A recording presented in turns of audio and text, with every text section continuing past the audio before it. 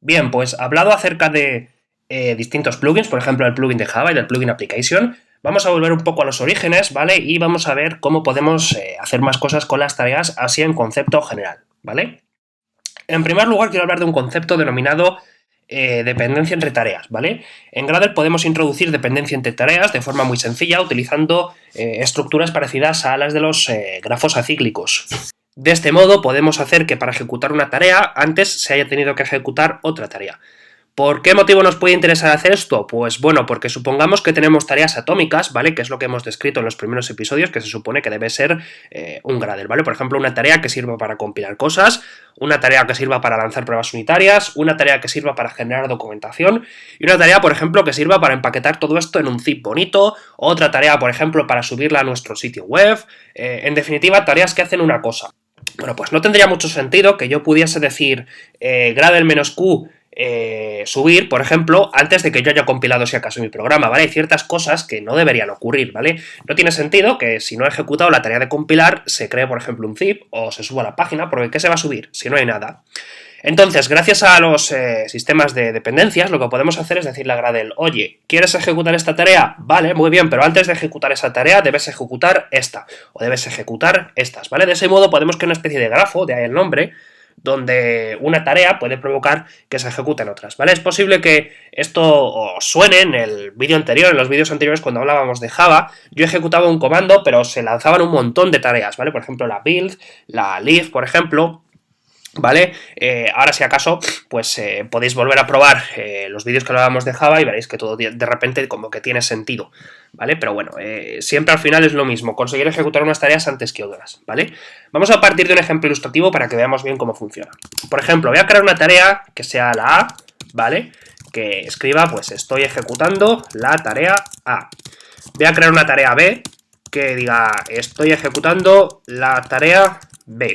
Y una tarea C que diga estoy ejecutando la tarea C, ¿vale? Vamos a hacer que, por ejemplo, para ejecutar la tarea C, primero se tenga que ejecutar la tarea B. Es decir, que B se haya tenido que ejecutar necesariamente antes que C. Y que la tarea A se tenga que ejecutar antes que la tarea B, ¿vale? Entonces, al final, para ejecutar la tarea C, primero se tienen que correr en este orden A y B, ¿vale?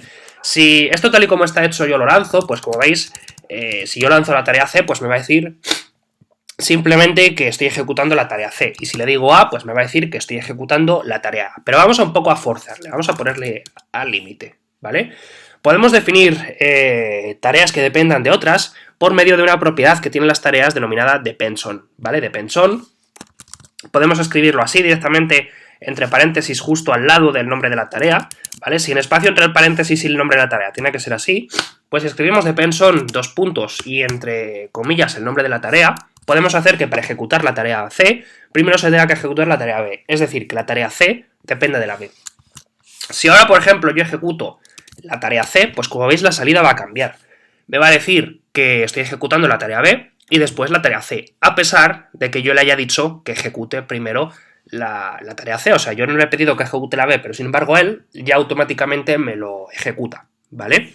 Si quito el modo silencioso y corro ahora la B, pues lo que veis es que después del loading y todo esto me dice ejecutando tarea B, ejecutando tarea C, ¿vale? Esto se parece un poco a lo que habíamos visto en Java, cuando escribíamos un comando y a lo mejor aparecía .build, task, o test, por ejemplo, o dist, o leave, o clases. Salían un montón de cosas a pesar de que le habíamos dicho una única cosa. Bueno, pues ese es el secreto, ¿vale?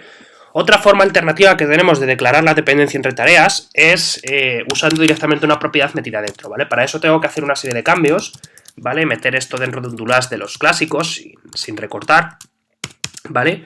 Y aquí dentro yo le puedo decir simplemente depends on, por ejemplo, A, ¿vale? Y a partir de aquí, para ejecutar la tarea B, pues se tiene que ejecutar antes la tarea C. Por ejemplo, Gradle C, y me va a decir primero ejecutando tarea A, después ejecutando tarea B y después ejecutando tarea C, ¿vale? En definitiva, esto es un comando muy sencillo, dependOn, pero con dependOn tenemos la ventaja de que podemos definir un grafo avanzado, ¿vale? Ya digo que ahora es un buen momento, por ejemplo, para volver a echar un vistazo a la salida por pantalla que obtenemos cuando compilamos un proyecto Java, para que entendamos cómo a partir de un único comando se pueden ejecutar muchos más simplemente a base de meter dependencias que se obliga a ejecutar unas antes que otras, ¿vale? Entonces, si queremos componer sistemas atómicos donde cada tarea haga una única cosa, las dependencias son uno de los mejores mecanismos para obligar a Gradle a que ejecute unas tareas antes que otras.